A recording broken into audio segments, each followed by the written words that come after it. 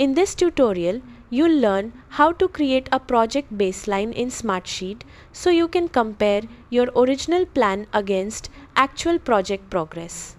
Start by opening your project sheet and making sure your tasks, dates, and dependencies are fully updated. The baseline will capture your project schedule exactly as it exists at that moment. Switch to Gantt view by selecting Gantt from the view options. Once the Gantt chart is open, locate the baseline button in the toolbar and click it. In the baseline panel, choose to create a baseline. Smartsheet will save a snapshot of your current project schedule, including planned start and finish dates.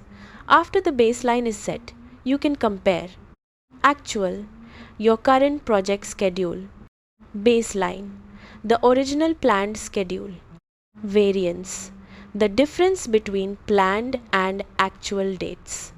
This makes it easy to identify delays, schedule changes, and tasks that have moved from their original timeline.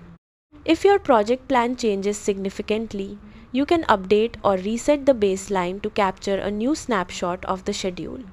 Thanks for watching.